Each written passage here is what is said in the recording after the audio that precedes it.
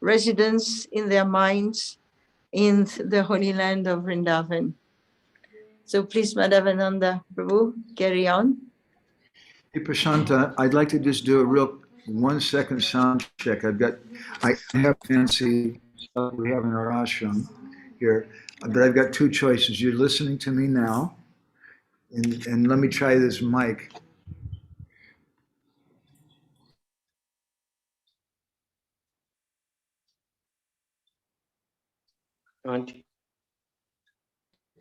So this is the best we got. I hope it works. Yeah. Okay. Great. Okay. So we just say a few prayers before we begin. Then.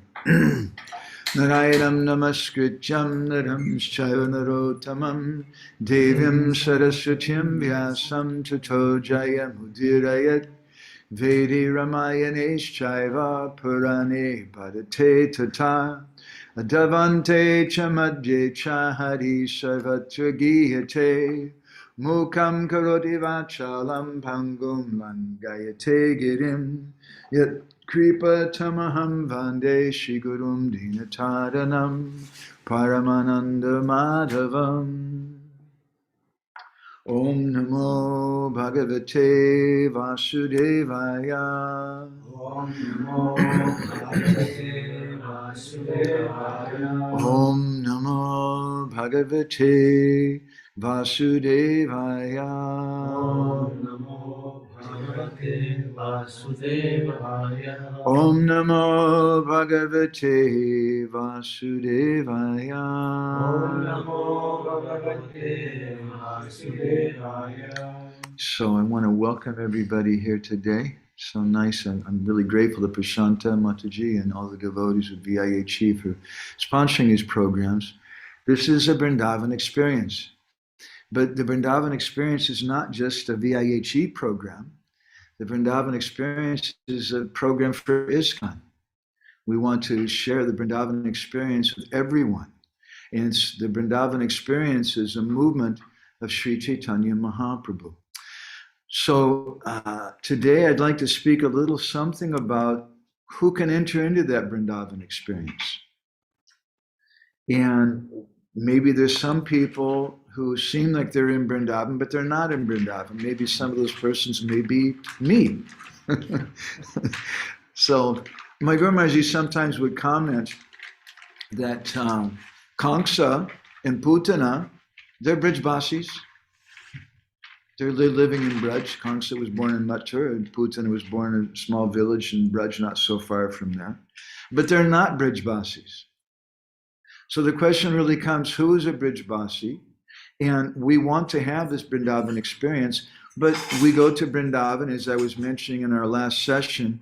Some people go there. Srila Bhaktisiddhanta once here in Mayapur was walking with a group of disciples early in the morning, and there was some dead animal or something and laying on the ground nearby, and the devotees were holding their cloth over their faces. And Srila Bhaktisiddhanta, he stopped and he turned to them. He said, "You don't see that Sri Chaitanya Mahaprabhu, Nityananda, and all the members of the Panchatattva, they're here doing kirtan, dancing here in Mayapur. All that you experience is a bad smell." So we sometimes have that kind of experience. But Vrindavan doesn't only manifest here.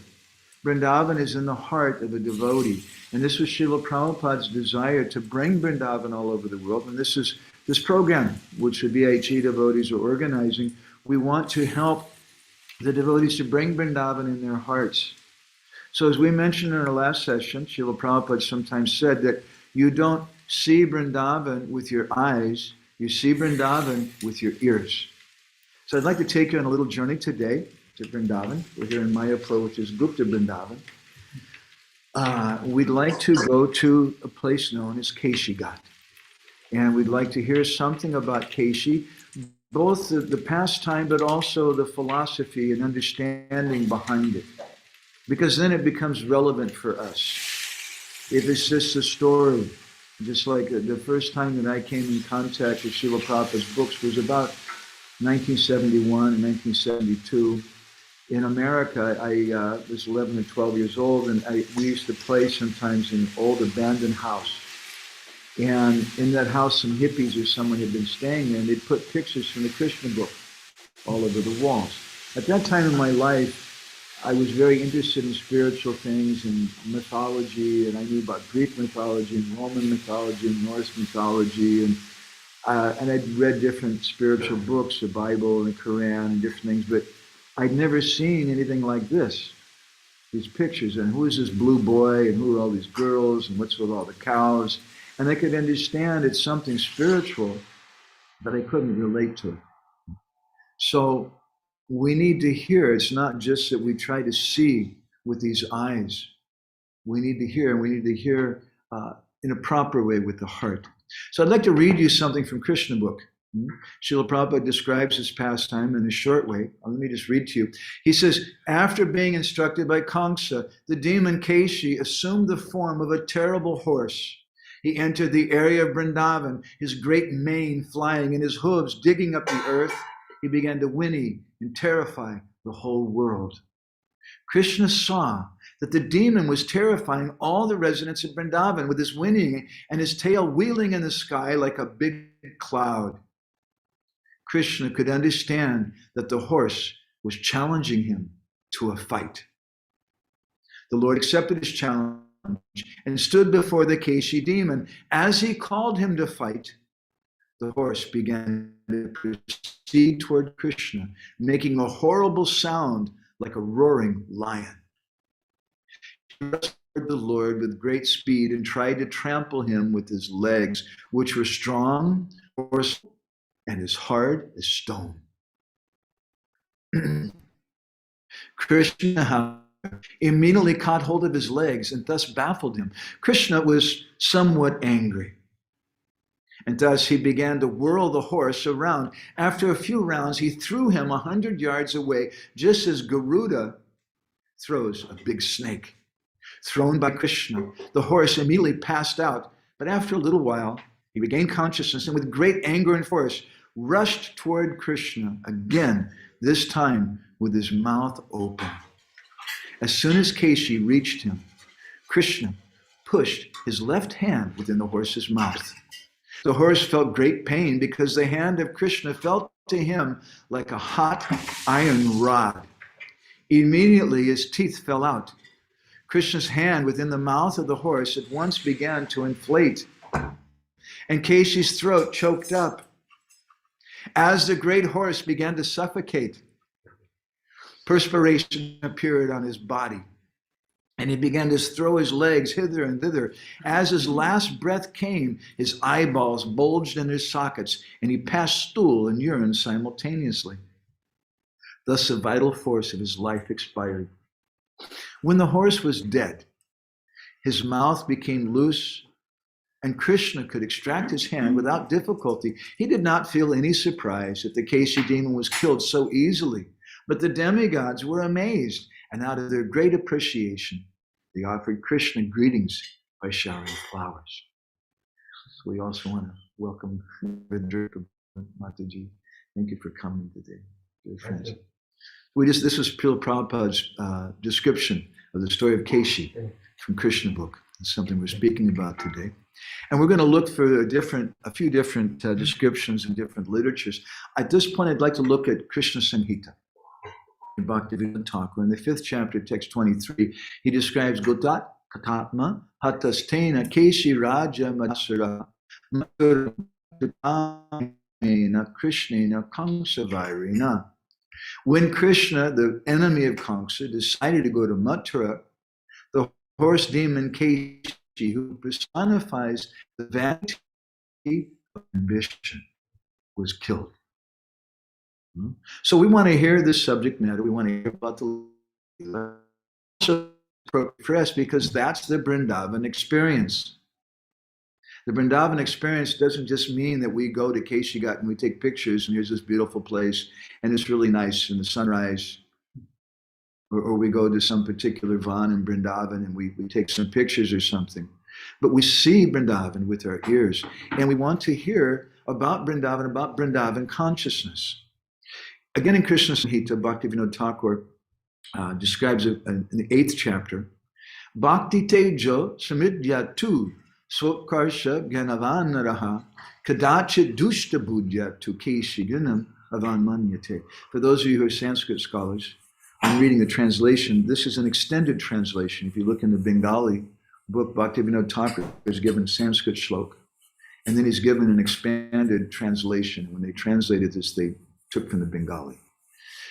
So Bhaktivinoda says in our translation, Keshi, a demon in the form of a horse, personifies the practitioner's conception of being more expert than others in devotional service. When it comes to Braj, he creates a great disturbance as a Vaishnava gradually begins proclaiming his own superiority. A mentality of disrespect for the Lord arises and the Lord falls from his position. Therefore, it is most important to prevent this evil mentality from entering the heart. Even if one is expert in devotional service, a Vaishnava will never give up the quality of humility. If one does so, then there's a need for killing Keshi. This is the 18th obstacle. So Bhaktivinoda has described a very interesting thing in Krishna Samhita, and as we'll hear also from Chaitanya Siksamrita. He's described that we're on our path back to our home of Vrindavan. But on our way, there are many different obstacles, which are represented by the different naimitic leelas, or occasional pastimes, most of which are the killing of different demons, which represents different things within our own hearts, sometimes on the outside, which may hinder our progress in devotion. So it's important, if we want to have a Vrindavan experience, that we have to overcome these obstacles. Otherwise, as we were just saying, Putana and Kamsa are also Brijbasis. They're living in Braj, but they're not Brijbasis. We enter Braj by the Vrindavan experience. My favorite description from Bhaktivinoda about Keshi comes in Chaitanya Siksamrita. And I looked in the Bengali there. We had some translation, but there's a lot more in the Bengali. He says, for those of you who know Bengali, it's very, very sweet what he says. This is a mentality of Keshi. Ami bodo bhakta o acharya, e abhiman, aishvarja buddhi, o parthiva hankara varjana. That this ahankara varjana, this mentality, this ahankara, this pride has to be given up. So what is that attitude? He says that Ami Bodho Bhakta. I'm a great devotee. Don't you know who I am? Ami Bodho Bhakta. Not only Bodho Bhakta, but O Acharya. I am a great Acharya. E Abhiman. I have this mentality. I'm thinking, this Aishvarja Buddhi, that I'm very opulent. I'm very powerful. I have this ahankar, this false ego that I'm the Lord of the earth. Parthiva means the earth. And this thing, this ahankar, this false ego, has to be driven out. So Keshi's not invited to Vrindavan. Rather, he's sent there by Kamsa, who Bhaktisiddhanta Saraswati says represents the head of mundane religion. So there's this place, Vrindavan, where the Vrindavan experience is going on, like the VIHE in Vrindavan, or we also have Gupta Vrindavan here in Mayapur and Jagannath Puri, and any temple where Radhakrishna established, whether it's New York or San Francisco or Paris or London, that place is also Vrindavan if we have the Vrindavan experience, if we have the Vrindavan consciousness. So that Vrindavan consciousness is there, but then someone else comes. Keshi. Keshi's not invited. He's sent there by the mundane religion. And when he enters there, he comes in making a lot of noise. And he scares the residents there. So this is a big subject we've spoken on sometimes for a week. And I want to try to just do in 1 hour today. So we're going to kind of skim over a lot of things. Kamsa, Keshi met Kamsa in Rishamukh forest. And Kamsa punched Keshi again and again and defeated him. This is according to Virga Samhita. And then Kamsa jumped on top of him and rode him to Mount Mahindra. And Keshi helped Kamsa to defeat the demigods. So the head of mundane religion, this is part of his program. The demigods, they're there, although they have their issues, their problems. So do we. Devotees sometimes are also like demigods. Prabhupada said that in one letter. He said just that something about the GBC. He said that the demigods, they also have the GBC, the Yamaraj and others, and sometimes they make some mistake. Yamaraj once made a mistake and he was cursed. And he became Yudhishthira. So the demigods, they're there in the same way that leaders in our society are there. Vidur. They're in our society to help promote the principles of religion. But the head of mundane religion doesn't really want that. He just wants to make a show. And this is Kali Yuga, what Prabhupada sometimes called churchianity. There's a show of spirituality going on. And Bhaktivinoda Thakur says that two people take part in that. The bogus leaders and their sycophant followers. And both are required. In Srila Bhaktisiddhanta, in his article called Putana, he says that those followers, they enable those leaders. Without those followers, it wouldn't work. But there's some people who just want to be told that just give a little money, come every Sunday, and you're a member, and you're going to heaven, you're going back to Godhead, whatever it may be. So Keshi, who represents this mentality of Ami Bhoro Bhaktarja Abhiman, he's helping Kamsa to defeat the demigods. So I'd like to turn now to the 37th chapter of the 10th canto, which describes this pastime about Keshi. In the first verse, Shukadeva Goswami describes, Keshi tu Kamsa prahita krura, Keshi tu Kamsa prahita krura mahim, mahahayo nirjarayan manojaraha, satavadu Dimana Sankulam Kurvanabo Heshita Bishitakilaha.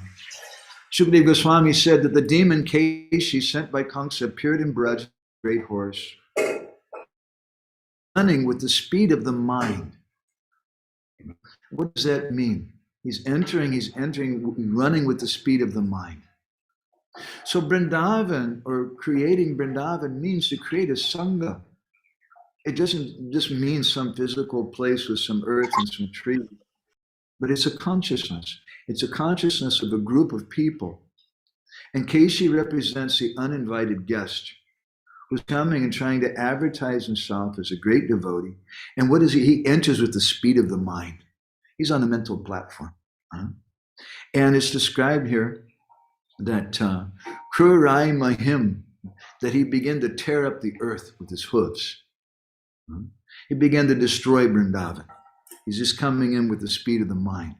And the hairs on his mane, he was so big, they were scattering the clouds and the demigods' airplanes throughout the sky. It said, Avaduta Abra Vimana, that the demigods, they're there looking down on Vrindavan, trying to protect things, in case she's scattering them here and there. And it said here, Kurva Naba Heshita Bishita Akila. Bishita means the same as Bhaya, fear. That everyone became very, very frightened when they heard that loud sound. This is the nature of Vaishnava Sangha. The devotees are very peaceful, they're very much absorbed in serving Guru and Krishna, and then all of a sudden some person comes running in at the speed of the mind, and they've got their hair flying everywhere. The word Keshi actually means hair. And that hair is something, Keshi, according to the Sanskrit dictionary, means Prasasta Kesha Santyasha, someone who has sufficient hair. Again, it's described Keshi, Mashtake Seti, that thing which rests on your head, that's called Keshi. Prabhupada, he says in one purport in the 4th canto, he says that hair combing is the main business of women. So that hair is very, very important. It's our vanity. There's a saying I've heard in America that I'm a queen crowned in my curls, in my hair. So this is Keshi. He's got his big mane, the Bhagavatam is describing. We may think that what Bhaktivinoda Thakur is saying is a little unusual, or it's maybe someone might even, Hare Krishna might think that it's speculative, but it's not. If we look deeply in the Bhagavatam, we find support for what Bhaktivinoda is saying.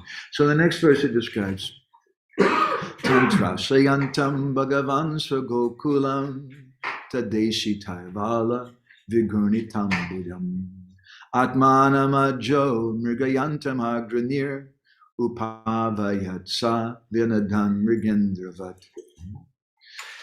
That when Krishna saw Tam Trasayantam Bhagavan Sagokulam, when Krishna saw that Keshi was a terrorist, this is original terrorism, terrifying all the residents of Vrindavan, making this big noise, because that's the attitude of someone who has this mentality, Ami Bodha Bhakta or Charja. He's got a big mouth, and he just wants to advertise himself everywhere. So he's coming and shaking all the clouds and things. So Krishna, when he sees that, Krishna comes forward to stand before him. And he called the horse, it's described here. He made a similar sound. Krishna, in other words, is calling him out. And Keshi then, he replied, Yanadam Mrigendavat. Mriginda means like a lion. And like a lion, Keshi then began to roar. The Harivamsa Purana gives an interesting description of this pastime. It said there, Nishabda Nasura Krudaha. Shabda, Nishabda Sura Krudaha. Sakada Chitdanagame Jagama Gosha Samvasam Nadita Kala Dharmana Tam Drishva Vidravurgopaha Stri Abischa Susibishtaha. So when that Shabda, that sound came of Keshi making this terrible noise, all the residents of Vrindavan, the ladies and the infants as well, they all became afraid, and they started running.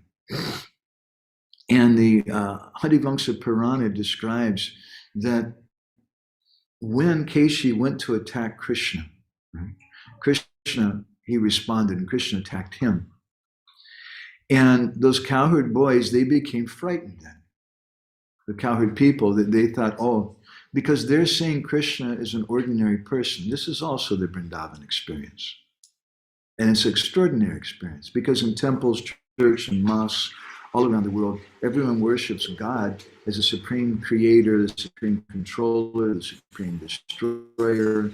Many people are afraid of him. They pray, give us our Lord our daily bread, give us things. And they're just thinking of the Lord as a provider. But in Vrindavan, they don't think that Krishna is God. And when Uddhava comes and speaks to Nanda Maharaj and tells him, don't cry, your son's left, but actually your son's not your son, he's actually Bhagavan, he's God. And Nanda Maharaj, he tells him, Uddhava, what are you saying? I know who's God. We have God in our house. We worship Lord Narayan. Madhamangal's our pujari. He comes every day. What is this talk that our son is Bhagavan? Nonsense. You don't know anything. So they don't think of Krishna as God. Or if sometimes they hear something about it, it doesn't affect their mood. On one occasion, we've heard that the cowherd boys, after herding the cows one day with Krishna, they came home at the end of the day, and when they saw Mother Yashoda, they ran to her, they said, hey, Vrindavan Rani, Mataji, that you're Krishna today, you know what happened? He killed this terrible demon. And after he killed the demon, all these people appeared in the sky. It was amazing. There was one guy, he had 4 heads, and he was riding on a swan. There was someone else, he was naked, he had ashes all over his body, he had 5 heads, and he was riding on a bull. And there was someone else riding on an elephant. We don't know how it got up there. And he had eyes all over his body. And they were all showering flowers on your Krishna, and they were saying that he's Bhagavan. And when Mother Yashoda heard this, she said, really? My Gopal, Bhagavan, isn't that sweet? It doesn't affect her mood. And Vishwanath Chakravarti Thakur in one purport explains the Vrindavan experience.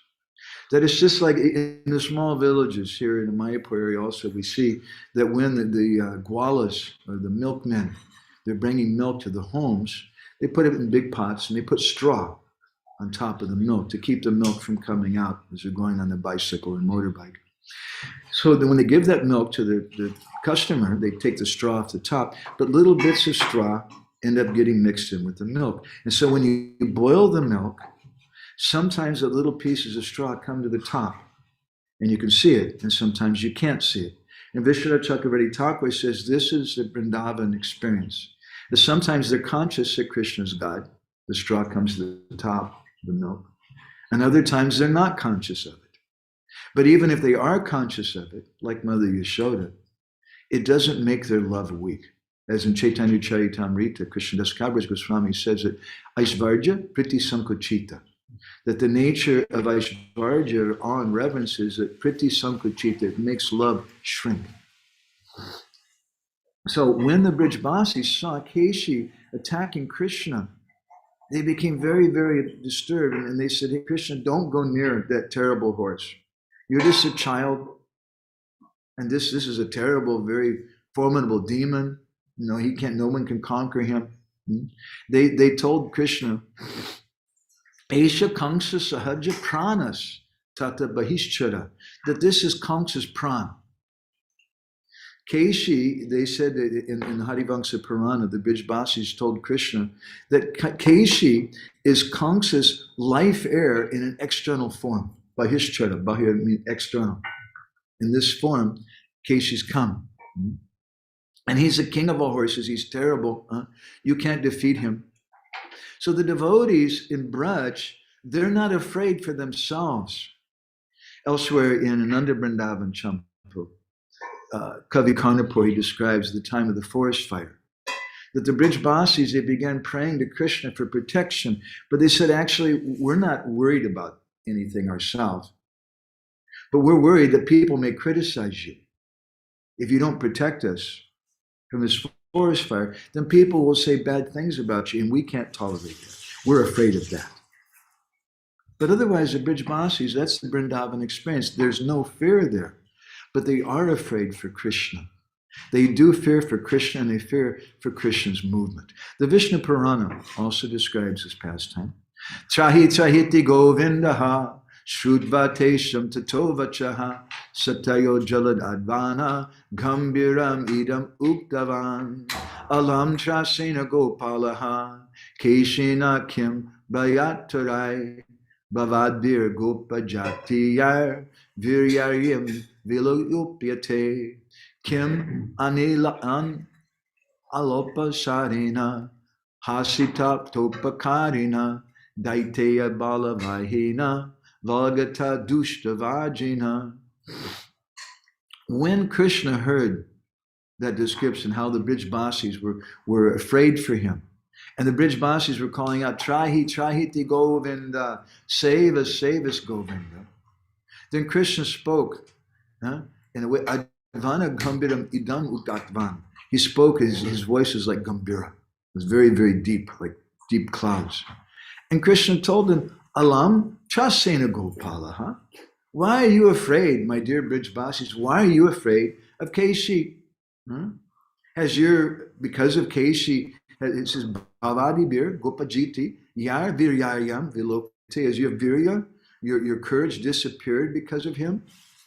Kim Analaipena Sarina. What is this Keshi? He has strength. He's just a proud fellow, and he runs around, and he takes strength from the demons. So this is Krishna's response.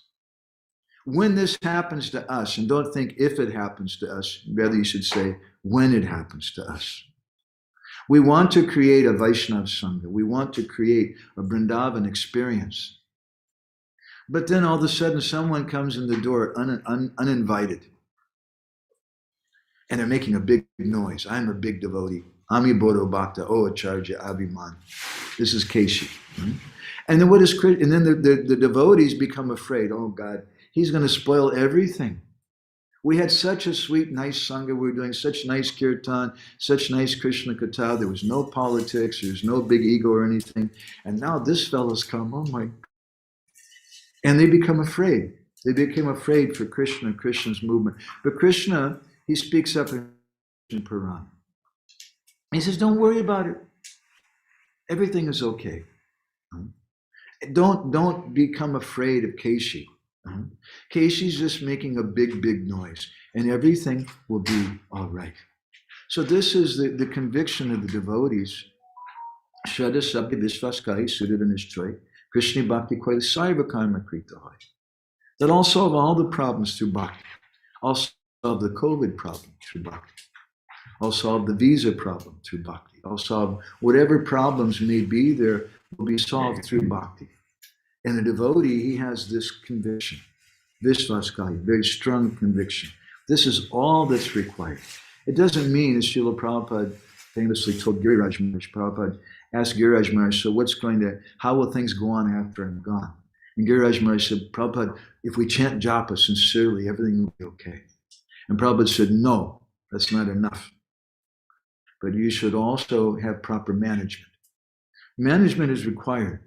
But if you only have one or the other, if you only have good management, then you have something mundane. On the other side, if you have good japa, and you're really chanting sincerely, then at some point Krishna will give you intelligence how they have good management, or a need for good management. So if we consider the matter carefully, just as Srila Prabhupada famously once came before the GBC body here in Mayapur, and he walked into the room and he told them this chanting should go on. Instead of meetings, resolutions, dissolutions, revolutions, and no solutions, there should be chanting. This is Srila Prabhupada's movement. We're here to chant Hare Krishna. It was not the International Society for Management Consciousness. But management is also important, but ultimately devotees take shelter of Krishna. And therefore Krishna is telling the devotees, if you take shelter of me, you take shelter of the holy name, really, then Keshi just goes away. I found that.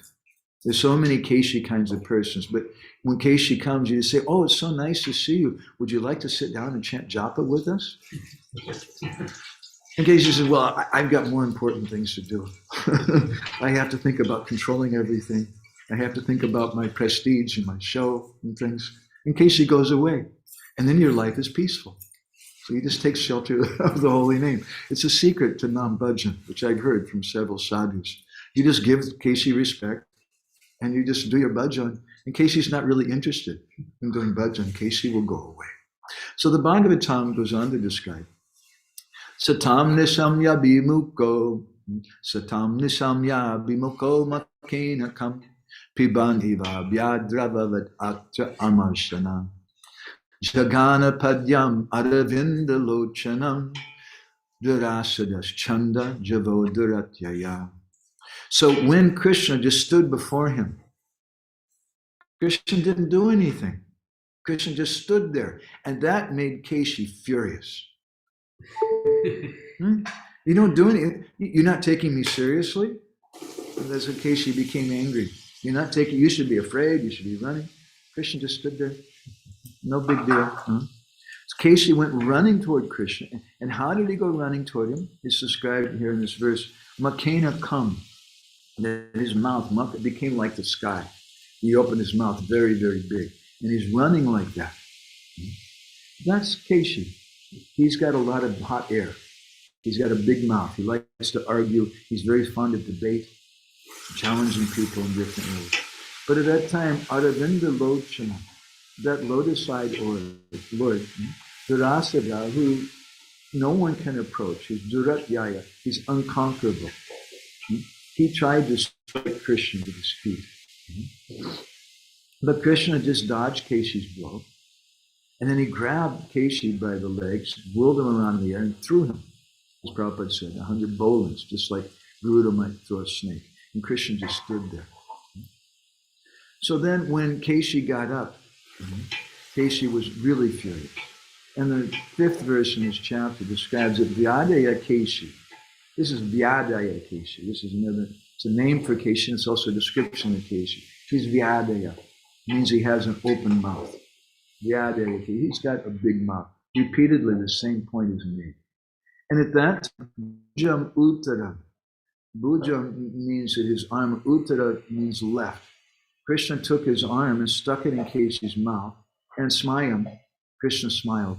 It's no big deal. He stuck his left hand in Keshi's mouth. And what does that mean? And that means really you're being neglected, because the left hand is the hand we use to clean ourselves with in the bathroom.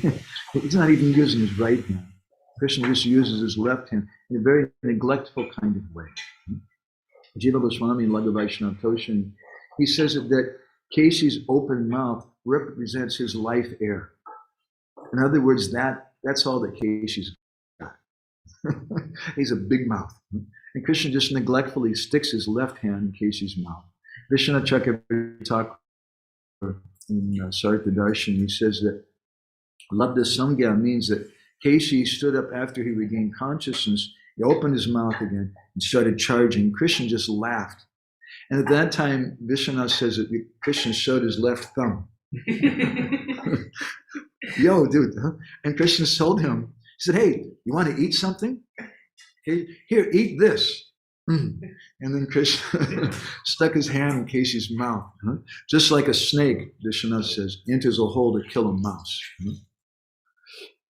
So Krishna's telling him, just shut up with your pride and your debate and your desire for posturing for some position. Huh? That left hand could also indicate that Krishna's chastising via his material energy. That these kind of people, they're going to be chastised, they're going to be taken care of. Huh? In the Gita, chapter 17, Krishna describes Satkara manapujartam tapodhambena chaiva yat kriyate tariham prokta rajasam chalamadruvam. Speaks about penance, which is in the mode of passion. Satkara manapujartam, that is done out of pride. It's done because they want to get some respect. They want to get some honor, some worship from people. And that's in the mode of passion. It's not stable, it's not permanent. Prabhupada writes in his purport, very nice description. It's in Gita, but it describes very nice occasion. He says, sometimes penance and austerity are executed to attract people and receive honor, respect, and worship from others. Persons in the mode of passion arrange to be worshipped by subordinates, and they let them wash their feet and offer riches. Yes, you can give me money and wash my feet. Such arrangements, artificially made by the performance of penances, are considered to be in the mode of passion. The results are temporary. They can be continued for some time, but they're not permanent. So this goes on. And this will go on in our society because we're preaching to the whole world. We also want to preach to Keshi. We also want to preach to all different demons, and some of them may be us. So Prabhupada, he was very, very kind. He had something for everyone. And historically, we look at it's an unpleasant fact. I won't go into speaking about it, but we've had a lot of demons in the movement. People who've done terrible things to children, people who've stolen money, people who are devotees. But they're demons, but they're not ordinary demons. They're devotee demons. They're chanting some japa, they're getting some sukriti. And who's being tricked? Jiva Goswami and Laghu Vaishnava Toshini, when he speaks about the pastime of Putana entering Braj, Bhagavatam, Sukadeva Goswami says that Putana entered Braj and she began killing all the babies in Braj. And Jiva Goswami there raises a point. We become disturbed when we hear that. Wait a minute. The Brijbasi's babies are being killed. How is it Krishna's not protecting them? And Jiva Goswami in Laghu Vaishnava Toshini says, no, it's okay. The only babies who were being killed were the sons and daughters of the followers of Kamsa. And Krishna, through his Maya potency, had bewildered Putana and was actually engaging Putana in his service. This is what goes on. This is the Krishna conscious movement. So many of us are demons coming, and Prabhupada says, yes, very, very good.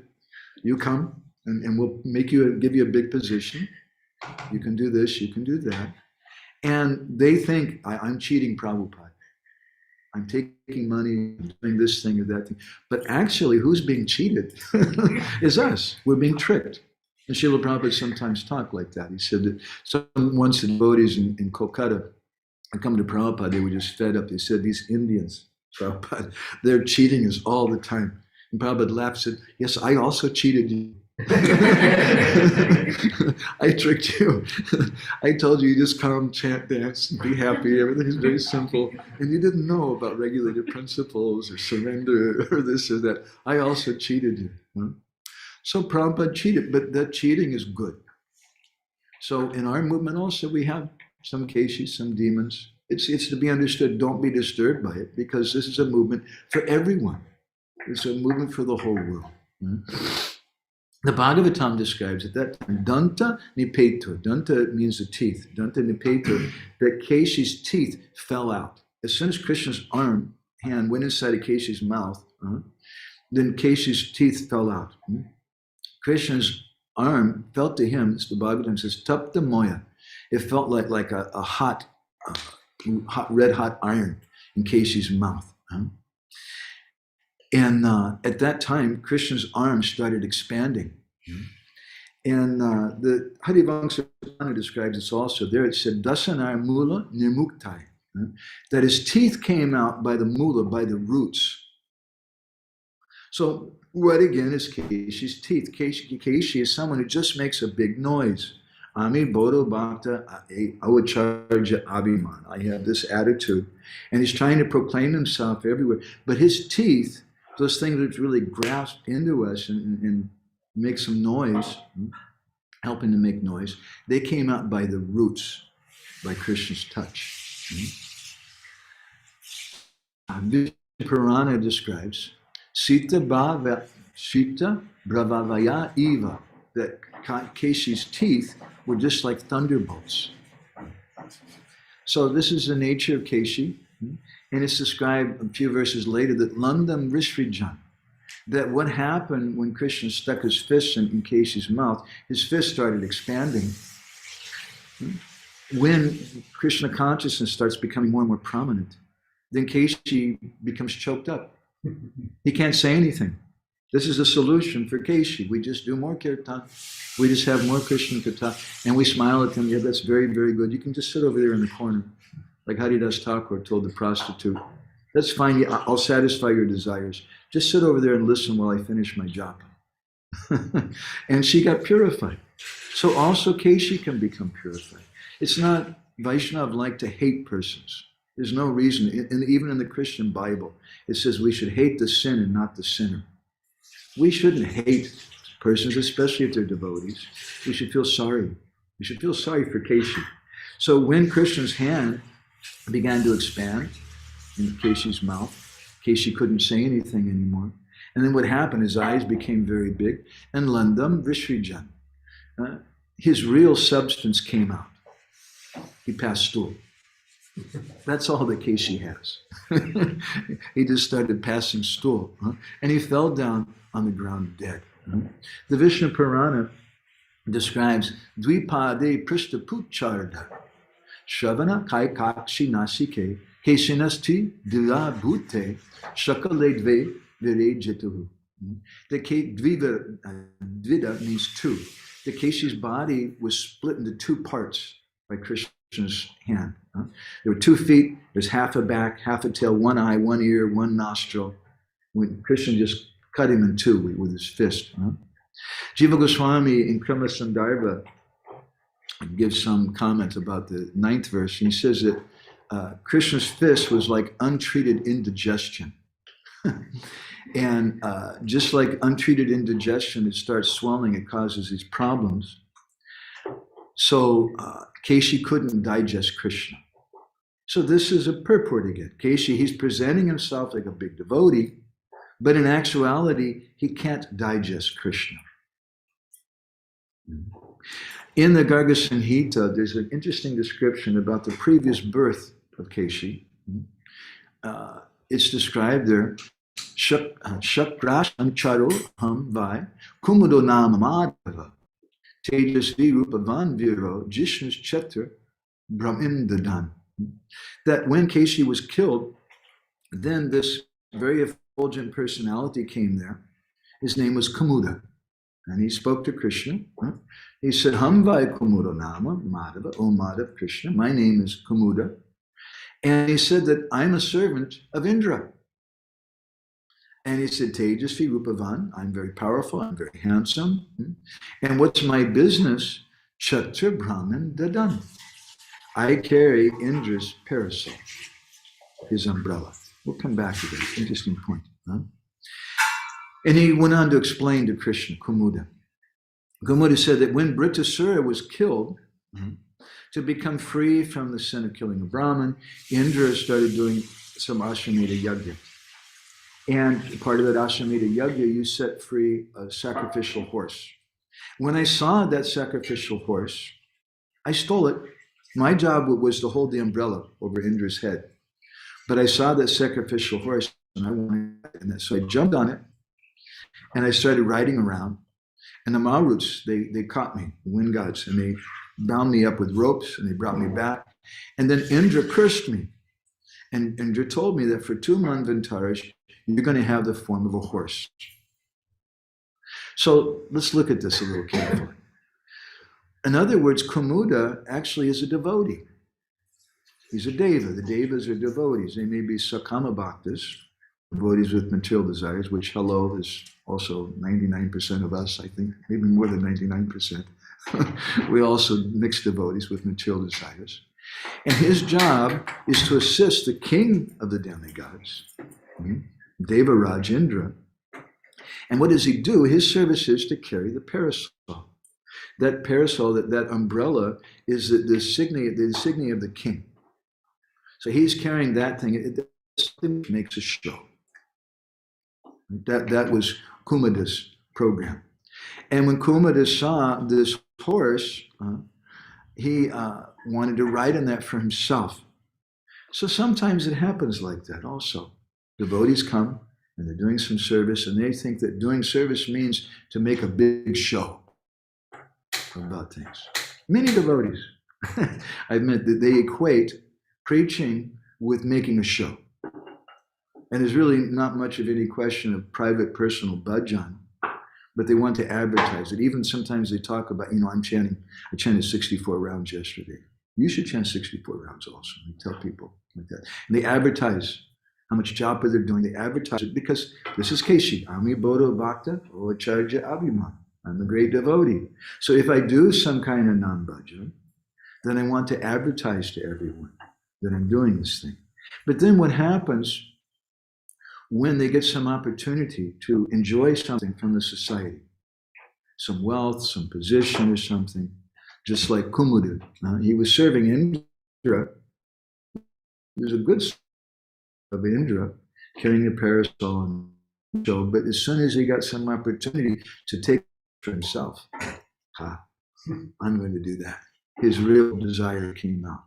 And no doubt initially, it wasn't that he came to Indra with the idea to get that horse or something, but there was some subtle desire within himself. So this is Keshi. Keshi then prayed, according to our Sanhita, and to Krishna. Kinkaram kuru mam deva, twad angro lagnamanasam namastubhyam bhagavate loka lokaika sakshine. He said, my dear Lord, Kinkaram kuru mam deva, you please make me into your servant.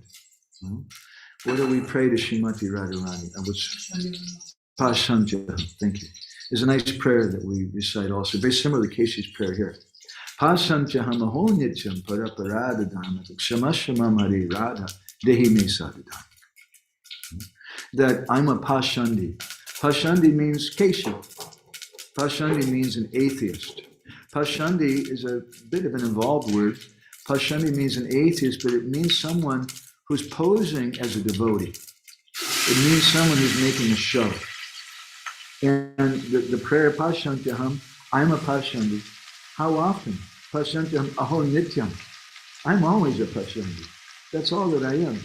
Aho nityam, parashtam, paraparada dharmaka. What's my nature? What's my dharma, my intrinsic quality? Paraparada, I'm always doing offense to everybody. So then we pray, Kshamashamam Hare Radha. Oh, Srimati Radharani, please be merciful. Give me your Kshama. Dehi me sadhu dharmaka. Please make me into a genuine devotee. Make my qualities dharmaka, not just a show, but make my qualities that of a devotee. So this is what Keshi prayed there. Keshi, he took the form again after Krishna killed him of Kumuda. And then Kumuda stood before him and he said, Kinkaram kurumam deva. Please make me into your servant. Kinkaram kurumam deva tvad ango lagnamanasam. I'm falling down at your feet. Please let my heart be fixed on your lotus feet. He says that Namastubhyam Bhagavate, I'm offering my obeisances to you again and again, because I understand you're Sarva Lokaika Sakshini. You're the Sakshi of Sarva Loka, of everything. You're the witness of everything. In other words, Kumud is confessing. I can't pretend in front of you. You're the witness of everything. You know what's what. So then Kumuda circumambulated Krishna, and just at that time, the celestial airplane came, and he went to Vaikuntha Lok. Prabhupada writes in Nectar of Devotion, a very wonderful thing which we can meditate on. We want to establish Vrindavan. We want a Vrindavan experience. Prabhupada writes in Nectar of Devotion, he says, anyone who has any desire or aspiration for satisfying his senses by becoming more and more important, either in the material sense or in the spiritual sense, cannot actually relish the really sweet taste of devotional service. Anyone who has any desire or aspiration for satisfying his senses by becoming more and more important, either in the material sense or in the spiritual sense, they cannot relish. Like Keshi. Krishna sticks his left hand in Keshi's mouth. This is the best thing you're going to get. He can't relish, he can't understand, he can't appreciate Krishna. There's another story about Keshi also that sometimes the Vaishnavas are told, which I think appears in Garga Samhita, maybe someone could correct me, that Madhavananda, he was saying how wherever Krishna went, everyone was giving him ladus in appreciation and respect. And Madhavananda was saying, hey, what about me? You know, I'm a Brahmin, you're just a Vaishya. It's not right. I should get the ladus. Huh? So Madhavananda, thinking about it, he thought at one point that the thing is, because you have that flute and that pitambara dhoti, that yellow dhoti, Krishna, if you give those things to me, and the peacock feather, if you give those things to me just for a day, then everybody will give me ladus. Krishna said, certainly, here, take it. And Krishna gave Madhavananda the dhoti and peacock feather and flute. And Madhavananda would go to the door, someone, and would let the peacock feathers show, let them see the flute a little bit, and see the dhoti. Oh, Krishna's here. And they start giving ladus. And Madhavananda is having a very good day. So this was going on for a little while. And meanwhile, Kamsa had called Keshi. And he told Keshi, I want you to go to Braj and kill Krishna. And Keshi said, well, how do I recognize him? He said, easy. Peacock feather, flute, yellow dhoti. So Keshi went there. And there was Madhavananda. And Keshi started running toward Madhavananda. And he just kicked toward Madhavananda. He didn't actually even touch Madhavananda, but just the air from Keshi's feet struck Madhavananda. Madhavananda went flying through the air and crashed. And then Madhavananda got up and he ran back to Krishna and started taking out the peacock feather and go, take these, I don't want this anymore.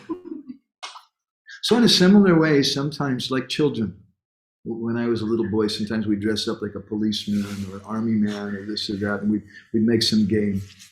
Sometimes we're pretending and we're imitating a great devotee. But then Krishna gives us a big kick. And then at that time, well, I don't want this anymore. I give this up. I don't want to be a sannyasi anymore. I don't want to be a big devotee. I just want, and some intelligence comes to us. In Harinam Chintamani, Bhaktivinoda Thakur, he describes Krishnaika Saranatai Sadhu Lakshana, Apanake Sadhu Boliya Parichoy Deoya Dhambikakaya. The taking shelter of Krishna, Krishnaika Saranaita, that's the Swarup Lakshana, or the principal characteristic of the devotee, their surrender. But claiming to be a devotee, that's just arrogance. So we shouldn't imitate. We should just be simple. So Keshi represents this attitude, Ami Boro Bhakta or Acharya Abhiman, this attitude, I'm a great devotee. And then you go running into the society of devotees and people say, oh my God, who is this crazy person? We were having such a nice sangha, such nice katha, such nice kirtan. Now this person's brought, as Bhaktivinoda Thakur says in Krishna Samhita, this vanity, a political ambition is coming. So this is, it's not necessarily to be, it's condemned, but it's something to be expected. It's not something that's surprising. It's not something we even have to hate. It's something we should expect. We should expect it in our society. We should expect it in our own life. We should expect it in our own heart. And we should look to Bhaktivinoda Thakur in the Bhagavatam how to deal with this problem of Keshi so that we can really have the Vrindavan experience. Because who's really a Brijbasi? Putana and Kamsa are not Brijbasis. Keshi's wanting to enter into Vrindavan. We're sometimes wanting to enter into Vrindavan. But we can't have that Vrindavan experience if we have the attitude of Keshi. So I'm going to go ahead and stop there. We've got a few minutes according to my thing. Prashanta, if anybody has any reflections or comments or anything, this would be a good time for it. Otherwise, we'll go ahead and stop. Or maybe some of the devotees here. Let me just, Sarvajit Prabhu, do you have anything? We're fortunate Prabhupada's disciple, Sarvajit Prabhu, is here with us today. There's a nice story about humility. I'm going to turn the thing here to you. Okay. Speak loud. Very well. There's a nice story about humility.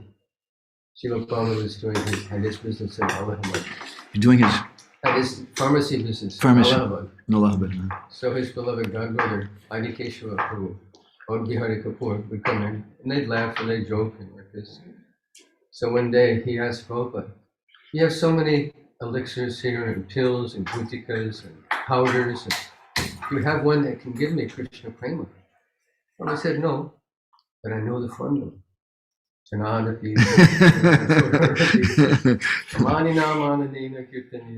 said, "This is the formula for Krishna Prema. Be humble. You have that. There's no humility." My Guru Maharaj, sometimes he would say that you should look out for the backbenchers, the devotees who nobody thinks very much about. She's just a housewife. She's just cooking. It's just a Guru Kuli. Who cares about them? They're not a big person. Jayananda Prabhu, in general, was just a backbencher. Jamuna was a backbencher. Those very exalted devotees. So Lalita, you have some comment or reflection or something? Can you share with us? Actually, I have a small doubt. Can I ask about it? Sure. Speak loudly though. Yes, Prabhuji. Thank you so much for this very wonderful class. It was very insightful. So as you said in the class that when we experience the Keshi demon inside us, like we want respect or something like that. And you told if we just respect the Keshi demon inside, he will go away. He will not trouble us anymore. So this may work for a temporary time, but how to avoid that for a long time? Like it comes back again. So how to avoid it in total? We have to do something a little unpleasant.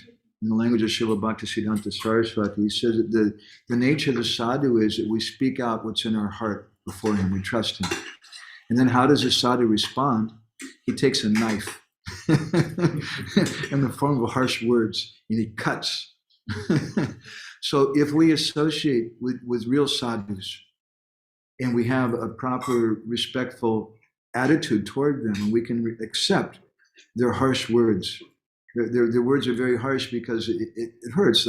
They're chastising us. You're acting like you're a big person, but you're nothing. That hurts. If we can go through that and understand reality. The problem is that we want to live in a fantasy. And our fantasy, I'm a great devotee. and I really believe that. But reality is not so palatable. But if I live in reality and I look around me, then I see, my God, I'm just covered by offenses and material desires. I'm offending, I'm hurting everybody. I'm not a devotee at all. In India, there's local, regional versions of the Mahabharata and Ramayana. And in Orissa, there's a local version of the Mahabharata and tells a story about Arjuna when he went to the heavenly planets and he saw his son who'd been killed in battle, Abhimanyu. Arjuna became ecstatic and he went running to his son, Abhimanyu. And at that time, Abhimanyu said, "Look, Dad, do you mind? Can you stand a little ways away?" And Arjuna, his feelings were a little hurt. "Look, I'm your dad. I love you, my son." And Abhimanyu said, "No, it's nothing personal." He said, "You have a bad smell." Because he's coming from the earth planet and he has a human body. This is a regional story in Orissa in the Mahabharata. So we have a bad smell coming from our body. We may think I'm ready to go to the spiritual world, but there's a very bad smell coming from our body. And we should live with that because reality, no matter how unpleasant it is always preferable to illusion, no matter how cheerful the illusion may be. So we can cut that by sadhu sangha, by hearing Krishna Katha, by hearing the pastimes of Keshi and the demons, and how they were vanquished by Krishna, that we can understand the demons in my heart. Is that helpful, Lolita? Is that okay? Left thumb up? Okay. Let's see here. Ratnam, you also have your hand up here. You have some comments. Hare Krishna, Prabhuji. Hare Krishna, Prabhuji. Please accept my humble obeisance. Yes, Prabhuji. I have one question. Like we know even in Bhagavatam and Chaitanya Charitamrita, the essence of all is chanting of the Hare Krishna Mahamantra. I mean, chanting is the essence. So, as you also said that while we are chanting, we get intelligence. So, my question is, we know chanting is essence. Then, is it really necessary to study Shastra for 3-4 hours a daily, or we can sit and chant? Anyway, it's going to give you intelligence. So, Yeah. and it's the essence of even Mahaprabhu said it, chanting is the essence of all. So we can just chant. So do we need then automatically we'll get all the knowledge and intelligence there? Very good. So what's the necessity of VIHE? Right? VIHE program is a good question. Mahaprabhu said, Hare Nama, Hare Nama, Hare Nama Eva Kevalam. It doesn't say Bhagavat Sudhyaya, Bhagavat Sudhyaya, read the Bhagavatam, read the Bible. It says chant the holy name.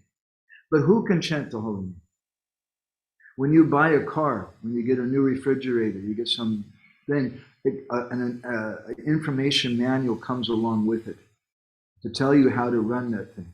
Okay. And in fact, we don't have to read the Bhagavatam. We don't have to go to VIHE to become a pure devotee. If someone can't read, say someone's blind, maybe they're blind and they don't have any hands. They have a really difficult situation. They can't read with Braille. They can't, maybe they're also deaf. They're deaf, dumb, and they have no hands. So they have no way to get any external sensory perception. Can they become a pure devotee? The answer is definitely yes. Because that reading is not required. They can meditate on Krishna in the heart. They can think about him. Or someone has some hearing, they can hear something about him. So that's not, but still we have the stress on the Bhagavatam. The Bhagavatam itself describes it, Idam Bhagavatam Nama Puranam Brahma Samhitam. That this Purana, which is named Srimad Bhagavatam, is Samhitam. This is the supreme Brahman, this is the pure Purana. Sanatana Goswami in one place gives an explanation, it gives a different translation. Idam Bhagavatam Nama, this Bhagavatam is Nama Purana, is a Purana which Adavante Chamadye Chahari Savatidiyate, in the beginning, the middle, and the end, the whole subject matter of the Srimad Bhagavatam is the holy name. So this is the handbook, the manual to describe to us how to chant the holy name. Now, some people don't need a manual. You may order a piano online, or a computer just comes with bolts and nuts and separate parts, and you're such a genius, you can put it together by yourself. But most people can't do that. We need to have some manual. And the Bhagavatam is a book which Andhya Vyatirekavyam Yasat Sarvati Sarvada, either directly or indirectly, is all about the holy name. Directly or indirectly, the entire subject matter, from the beginning of the Bhagavatam to the very end of the Bhagavatam, is about the holy name. So we hear that to learn how to chant the holy name and to give us inspiration in our chanting. Otherwise, it's a great question. You can tell it to Prashanta. What's the necessity of studying all these things? I can just chant the holy name. But there is a necessity. That's why Chaitanya Mahaprabhu stressed the Bhagavatam so much. Is that okay, Ratna Prabhu? Yes, Prabhuji. Yes, I understood. Yes, we need some basics. Yes, correct. It's a way to chant the name. It's guide us. Straightforward, honest questions are the best. Even if it's politically correct all the time, but they're the best. Thank you. So two other persons have their hands up here. I'm not neglecting you either. Somebody else has something? Let's see. Ratnam, Vishalaksha. Hare Krishna, Prabhu. Hare Krishna, Prabhuji. Thank you so much, Prabhu, for a nice, wonderful class. It's you took a very insight to Vrindavan experience. Thank you so much, Prabhu. So my question is that, so in general, we see ourselves in our heart also the KC kind of things. At the same time, we can see in others also sometimes. So how to basically how to distinguish between the true Vaishnavas and the KC kind of people and their politics. And at the same time, we know Sri Chaitanya Mahaprabhu said that Tranadapi Sunichana. So how to reconcile at the same time? Narottam Das Thakur in Prem Bhakti Chandrika, in one of the first verses, he describes it sadhu, shastra, guru bhakti, chitteti koriya aikya. That these three things are very important. And they go in sequence. You pay very close attention how he's put sadhu, shastra, guru. The first thing is sadhu. We meet some person on the street. He tells us something about Krishna. But what is a sadhu? Sadhu is someone who speaks shastra. So we should hear shastra, and by that shastra, we'll understand something. We still can't see. If a new bhakta comes across someone sitting down and eating fish, then maybe he'll say, oh my God, this person's definitely not a devotee. But if that person happens to be Garuda sometimes eats fish. In other words, we can't see. In the, Jagadananda Pandit, he describes that Vaishnava Chiniti Nai Devara Shakati, that even the demigods can't see who's a Vaishnava. So we take help of Shastra, but still, even with that Shastra says don't eat fish. But you come across Garuda, you may get some headache. But Shastra also tells us that we should behave in a way that the sadhu will see us. Because the sadhu is a seer. We're meant to be the seen. And we can understand something by Shastra. We can understand something by associating with the devotees. But even associating with the devotees, sometimes things go wrong. In New York City once, there was one leader famously who, I think we spoke about this in our last session, even we touched on how he was telling the devotees to offer eggs and things to the deities. And many of the devotees said, well, anyway, he's the leader, we should do what he says. Some devotees became very disturbed and they left. Some other devotees were unhappy, they didn't cooperate, but they were just quiet and they stayed there. And when Srila Prabhupada came, he chastised everyone. He chastised the devotees who left. Why did you leave? You should have stayed. This is wrong. He chastised the devotees who offered those things. You should have a brain. You shouldn't just follow that so-called leader. And he chastised the devotees who were being quiet also. You should have spoken up. You should have done something. So sometimes even the Sangha, there's a potential that the Sangha can go in the wrong direction. So we need to take shelter of the holy name. We need to take shelter of Srila Prabhupada's books in a very careful way, in a very thoughtful way. And that'll protect us. In the 8th canto of the Bhagavatam, it's described that manta tas tantra tas chidram deshakala vastuta anasankirtanam ta anusankirtanam tava. That there's always going to be some chidra, some fault in our organized religion. But all that chidra goes away when we chant the holy name. Similarly, in the Bhagavatam, it's described, Tag Vagvisargo Janataga Viplavo. Just read the Bhagavatam, and it'll create a revolution. You don't need to go online and expose the rascals. The Bhagavatam, which is a great light in the age of Kali, it'll shed light on everything. So these simple processes that Srila Prabhupada gave us, seemingly simple, just taking shelter of the holy name, reading the Bhagavatam, reading Srila Prabhupada's books, this will solve all the problems if we do it in a sincere way. Is that okay, Vishalaksha Prabhu? Yes, Prabhu. Yes, Prabhu. Thank you so much, Prabhu. Thank you, Prabhuji. We appreciate it. You guys are blessed to be working with VIHE and getting a chance to go through the program. So it's really a wonderful thing. So I want to turn to Ananta Garanga Prabhu here. He was in our room. You have some comment or question at the beginning? Yes, I have a question. Speak real loud. Wonderful lecture. You mentioned at the beginning that we should bring Vrindavan to our heart. So a couple of days ago, in the Vima Maharaj gave a lecture quoting Srila Rupa Goswami. There are 5 different kind of dham, and one dham is in the heart. So could you elaborate about that? So we prayed, there's a song ascribed to Madhavananda Dasa Thakur where he describes it that I want to build a temple in my heart. So we want to make our heart into a temple. We want to make a place where Govinda Vishram, where Krishna can rest in our heart. But to do that, we have to clean it up.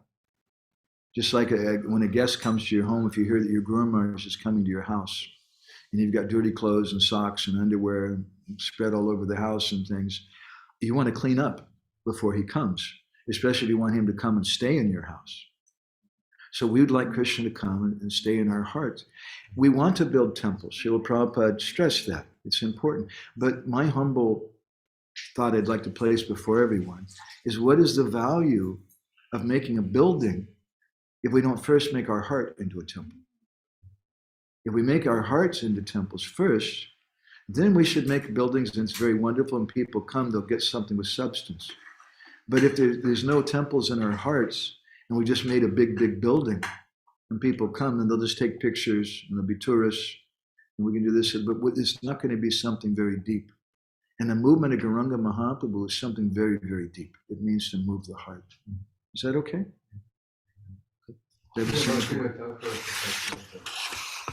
Yes. Premapadeepe arati toma. On the altar of my heart, I'm offering you arati, the lamp of love. That's a real puja. Daiva Singha Prabhu has something else. I have 2 things. One is like more like a thought and appreciation, and other thing is like a question. So where shall I begin from? Where does it come from? So the thought and appreciation is like please feel free to comment on that. Like if we see the Keshi life in totality, like from the beginning, and then I see that it is like an organic growth in a way. Like he was serving Indra, then he wanted to become have some facility, and then he was cursed, then he ultimately came to Krishna, and then at the end he just was like when purified by Krishna, then he's praying for being a Kinkara. So I see it like an organic growth, like we see many times in our organization also as an ISKCON. So this is a thought and appreciation, like for Keshi. I mean, please feel free to comment. Yeah. Please. Yeah. And second is like a question, like I'm going to read this comment real quick. Just like Krishna told Madhu Mangal, yeah, you want the flute and the peacock feather and the dhoti, here you go. You can have it. You want to be the temple president, Daiva Singha Prabhu. You'd like to be in charge of ISKCON Mayapur, sure, you can have it. But you may not ask for it after you experience it. And second is like a question. Like question is like when we see the organized religion, you are saying that Kansa, who is like a mundane religion, sending Keshi, who is like a Ami Bada Bhakta with political agenda, to the Vrindavan. So Keshi is not invited; he just came. He's not invited. So I was seeing it in the light that in many times in the management and in organized system, the basis of the decisions and the thought process is the mundane scriptures.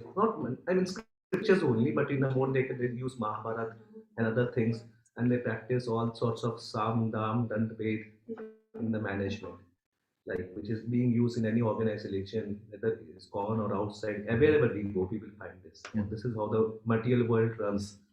So one of the principles of the material world running is the VIHE. So many times this organized religion management is like a VIHE is being used to Fear. Fear factor is being used to in a way make the people calm down, control them, so that so it's a okay. And at the same time you mentioned that Keshi Now, when I'm saying Keshi, I'm not referring to a particular person. It's like we have some small Keshi inside us all the time. So Keshi represents like he needs respect. He needs respect, like, and and at the same time he's exercising bhai over the devotees, and devotees are fearful in a way. So, when we just like respect him more, then it becomes even more worse. So at the same time, so what should be a recourse in that for the genuine devotees who are trying to practice Krishna consciousness, and sometimes like maybe some devotee with the good intention, but he has some small keshi inside, and he's a manager, and then he's trying to exercise the mundane bhai over the devotees. So what should be recourse for those devotees? Thank you, Prabhuji. My Guru Maharaj used to sometimes say that if someone wants respect, you should give it to them. And by doing that, they'll leave you alone. One sadhu once told me that this is the meaning of Turnadapi Sunichena, that you give amani namanadeni, you give all respect to other people, then they'll leave you alone. And you can do your nam-bhajan. And you may say that, well, what about that person? Their false ego just becomes bigger and bigger and more puffed up. But the nature of a balloon, the more air you put into it, at a certain point it's going to pop. It's going to collapse. And then at that point, we should be affectionate to them. We may puff them up, but we have affection and love for them. And that was how Srila Prabhupada managed things. Speaking in a very, very frank way. I don't mean to offend anyone. But Srila Prabhupada, he told devotees, you're an incarnation. And you should be in charge, and you should have so many people. And the voice said, yes, yes. And they did some things. They distributed books, they opened temples, they did some good things, just like Krishna engaged Putana. They did some things. And then after some time, their false ego just exploded. And their big show crashed. And it turned out they weren't such a big person. But for those amongst them who had found some love and affection amongst the devotees, they were able to stay, even though their big balloon burst and they weren't such a big personality anymore. So we want to give them that. And Srila Prabhupada did that. I won't mention names, but there's one devotee, Prabhupada gave him sannyas. And after Prabhupada gave him sannyas, he asked Prabhupada for a certificate, a signed document that you gave me sannyas. Prabhupada said, that's not necessary. No, Prabhupada, please give me that. Okay, Prabhupada gave him money. He was in India. Prabhupada gave him money. Now you go to London and preach. Yes, Srila Prabhupada. He took the money and he bought a ticket back to America. He went back to America, showed everybody the certificate, and said, I'm the sannyasi now, and you should all listen to me. And he started telling them, give up these dhotis and kurtas. This is nonsense. Don't wear sikas. And he ran, finally the devotees became angry with him. He ran away with his boyfriend. It's a true story. Probably there's practically no regulated principle that he didn't break. He did so many bad things. And then later he came to see Srila Prabhupada. He came back to Prabhupada and he cried. And Prabhupada started crying and Prabhupada embraced him and said, I've always loved you and you're my son. Now, I won't mention who that is, you know. Everybody can know. And he's not the most popular person. He did some very terrible things. But I always remember one simple point. Prabhupada loved him. Prabhupada always loved him. Prabhupada had some, maybe I can't do that. And maybe as a society, we should just call the police at a certain point. We have to. But at the same time, we should follow Srila Prabhupada and try to give love to those persons because that's the most powerful thing. Okay?